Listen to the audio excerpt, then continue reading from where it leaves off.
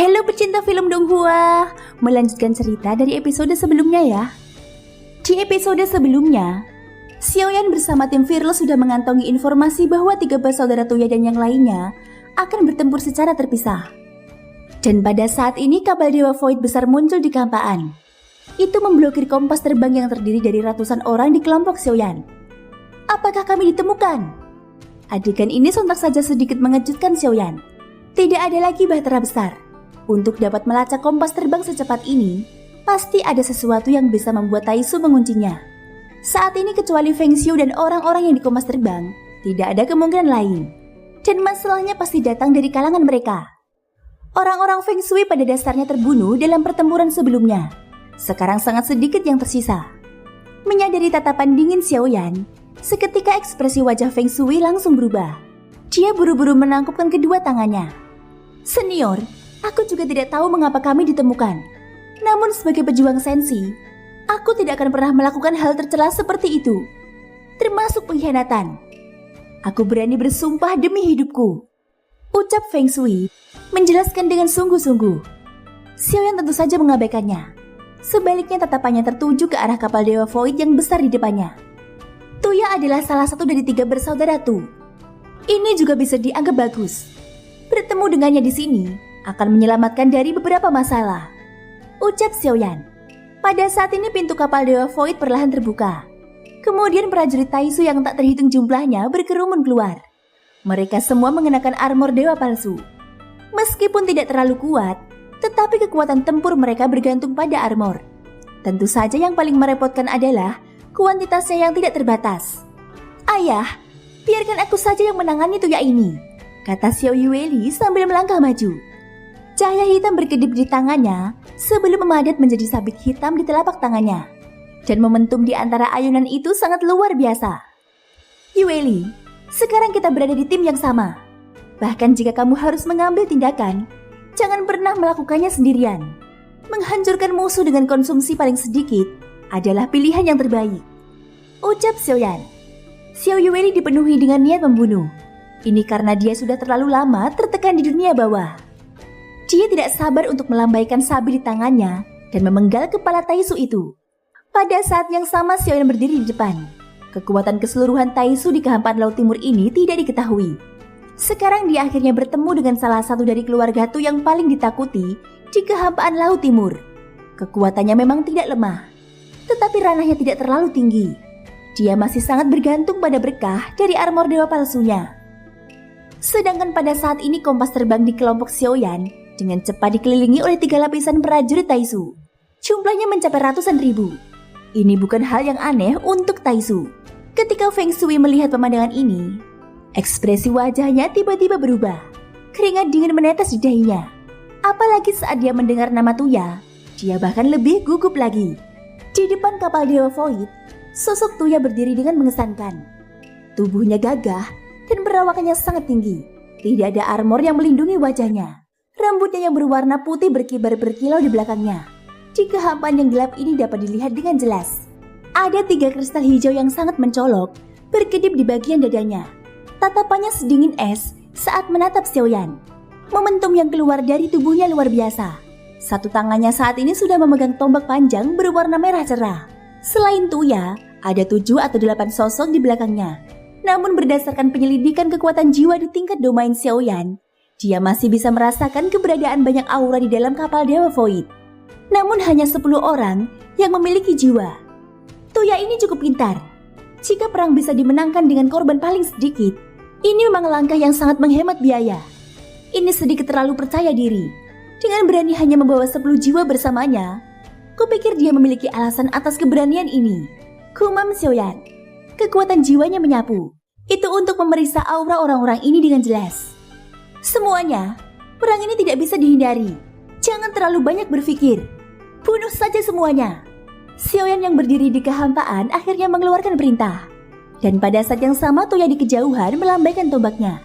Angin kencang bertiup dan ujung tombaknya menunjuk ke arah Xiaoyan. Serang! Tuya tidak mengatakan omong kosong apapun. Hanya satu kata yang keluar dari mulutnya. Segera setelah itu ratusan ribu prajurit Taisu langsung menyerbu dengan gila-gilaan. Pada saat ini sosok Longyan menjadi yang pertama bergerak. Inilah yang paling dia rindukan, yaitu bisa menemani ayahnya menghadapi musuh.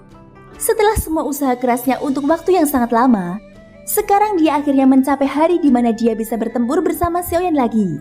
Setelah Longyan melompat dari kompas terbang, auman naga yang menggelegar tiba-tiba saja terdengar. Semua orang mendongak hanya untuk melihat naga hitam berkilau yang sangat besar. Di kompas terbang ada juga beberapa orang dari dunia iblis kuno. Bagi mereka yang sudah mengalami beberapa pertempuran sebelumnya, merasa bahwa para prajurit Taisu ini tidak lebih dari itu. Pertempuran selalu diselesaikan dalam waktu singkat dan hampir tidak menemukan masalah. Tentu saja alasan utamanya karena 50.000 orang dari dunia iblis kuno melakukan aksi secara bersamaan. Sekarang jumlah orangnya jauh lebih sedikit. Hanya ada 100 orang dari dunia iblis kuno di sini. Sehingga akan lebih sulit untuk menyelesaikannya. Bagaimanapun ratusan orang akan menghadapi ratusan ribu. Prajurit Taisu memiliki armor dewa palsu. Perang ini tidak mungkin bisa diselesaikan dalam waktu yang singkat. Tidak peduli seberapa cepat dan kuatnya keabadian dewa, tidak mungkin untuk membunuh sejumlah besar dalam satu gerakan. Tidak lama setelah itu, Longyan bergegas ke medan perang. 100 orang dari dunia iblis kuno juga memimpin dalam mengambil tindakan. Adapun tim Fearless, mereka tidak berani bertindak gegabah. Meskipun mereka sangat ingin berpartisipasi dalam pertempuran, mereka masih menyadari batas kekuatannya sendiri. Kekuatan mereka berada di level Dewa Dao. Meskipun mengenakan armor yang dikembangkan Dingyu, itu hanya setara dengan keabadian kaisar tingkat pertama dan masih sedikit lebih lemah dibandingkan prajurit Taisu. Oleh karena itu tim Fearless hanya bisa memasuki medan perang nanti.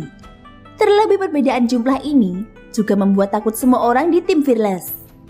Bagaimanapun mereka tidak pernah berkonfrontasi langsung dengan Taisu. Sekarang setelah melihat jumlahnya yang mencengangkan, memasuki medan perang sekarang hanya akan mengantarkan diri ke dalam pertempuran yang besar-besaran. Dan pada saat itu mereka hanya akan mati konyol, bahkan sebelum mengeluarkan senjatanya. Tunggu sebentar. Sabarlah dulu. Tunggu sampai orang-orang kuat itu membantai sebagian jumlah besar prajurit Taisu. Pada saat itu kita akan bergabung membantu Tuan Xiaoyan. Paling tidak, buatlah diri kita berguna bahkan jika hanya membantu membunuh satu prajurit Taisu. Xiaoyan berkata dengan serius. Untuk sementara dia dan yang lainnya hanya bisa mengamati medan perang dari atas kompas terbang. Semua orang di tim Fearless menganggukkan kepalanya. Mereka mengetahui tingkat bahaya yang tidak mungkin bisa ditanggung. Dan belum terlambat untuk mengambil tindakan nanti setelah jumlah Taisu berkurang. Saat ini pertempuran pertama adalah menyerahkan keabadian dewa dari dunia iblis kuno. Tentu saja tidak perlu khawatir tentang kekuatan Longyan. Sekarang dia telah lama membangkitkan garis keturunan Zhu Jiuyin, yang kekuatan tubuh fisiknya bahkan tidak lemah dari Xiaoyan. Apa yang kamu lakukan di sini?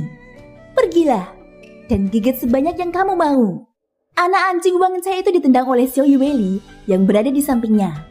Anjing Wang Cai yang berdiri di samping Yueli menggeram pelan dengan gigi terbuka. Kemudian dia melompat dan menjelma menjadi anjing neraka berkepala 3. Ukuran tubuhnya langsung meningkat hingga ratusan kaki dan membuat suara gemuruh yang memekakan telinga. Selama periode waktu ini, dia selalu mengikuti Longyan dan melakukan pelatihan bersama-sama. Sekarang di medan orang ini dia juga berada di samping Longyan. Anjing neraka berkepala 3 dan naga hitam yang luar biasa besar tampak sangat menakutkan di kehampaan. Bahkan dalam kehampaan ini, saat naga besar itu muncul, segala sesuatu di sekitarnya tampak tidak penting. Bahkan kapal Dewa Void Taisu tidak sebesar kepalanya. Begitu mulut naga raksasa itu terbuka, daya hisap yang luar biasa menelan serta pintu masuk prajurit Taisu yang tak terhitung jumlahnya. Itu terjadi dalam sekejap mata, di depan mata semua orang. Tetapi Tuya bahkan tidak merasa panik sedikit pun. Ada juga pasukan baru yang terbang keluar dari kapal Dewa Void dan bergabung di medan pertempuran. Mata Tuya tiba-tiba tertuju pada Xiaoyan dan Xiao Yueli di seberangnya. Dia tahu bahwa Xiaoyan adalah pemimpinnya. Aku belum pernah melihatmu sebelumnya. Kamu seharusnya menjadi bala bantuan baru. Itu benar, para dewa dari dunia iblis kuno telah dikalahkan. Dan jika tidak ada lagi bala bantuan, kehampaan Laut Timur akan kutelan mentah-mentah. Tapi jika hanya kamu bala bantuannya, itu hanyalah belalang sampah yang mencoba menggunakan lengannya sebagai kereta. Suara dingin Tuya keluar. Baju dewa palsunya memancarkan cahaya. Tombak di tangannya juga tidak biasa. Semua itu diciptakan oleh teknologi Minghe kuno. Itu tidak lebih lemah dari pedang Void pemburu jiwa yang ditemui Xiaoyan sebelumnya. Ayah, serahkan Tuya itu padaku. Orang itu terlalu sombong. Xiao Yueli mendengus dengan dingin. Jika bukan karena Xiaoyan yang menahannya, dia pasti sudah membunuh Tuya 800 kali. Apalagi memberikannya dia kesempatan untuk berkata sombong seperti itu. Hal ini membuat Xiao Yueli memiliki karakter bengis yang tidak tertahankan lagi. Yueli, jangan gegabah. Tetap waspada. Menurutku, tidak sesederhana itu. Ada yang aneh dengan kehampaan di sini. Xiaoyan menggunakan jiwanya untuk mentransmisikan suara itu kepada Xiao Yueli. Inilah alasan mengapa Xiaoyan tidak langsung mengambil tindakan gegabah. Sejak awal dia sudah merasa ada sesuatu yang aneh di sekelilingnya. Mereka seharusnya menyiapkan semacam formasi pembunuhan. Tapi jika itu hanya batasan, seharusnya tadi menjadi masalah dengan keberadaan tahanan roh dosisnya. Segera Xiaoyan membangunkan tahanan roh yang sedang tertidur di lengan jubahnya. Tahanan roh, hancurkan semua batasan di sini. Xiaoyan langsung berkata. Tahanan roh yang baru saja keluar memandang Yueli untuk pertama kalinya. Kemudian tatapannya menyapu sekeliling dan langsung mengerti. Setelah masalah formasi tak kasat mata dipercayakan ke tahanan roh, Xiaoyan tidak ragu lagi dan dia menoleh ke arah Xiao Yueli. Mereka berdua segera bergerak, langsung menuju Tuya dan yang lainnya dengan kecepatan yang mencengangkan. Tujuan Xiao Yueli sangat jelas. Sabit kematian di tangannya berputar-putar dengan udara hitam saat dia mendekat. Dia mengangkat tangannya dan menyerang ke arah Tuya. Begitu menyadari serangan Xiao Yueli, 9 orang di sekitarnya melangkah maju untuk menahan serangan Xiao Yueli. Dan Tuya segera mengambil tindakan untuk segera mundur kembali ke kapal Dewa Void secepat mungkin. Thank you guys sudah mendengarkan ceritaku di episode kali ini sampai akhir. Ikutin terus kelanjutan episode-episode berikutnya ya. Semoga hari kalian menyenangkan. Sampai jumpa dan bye-bye.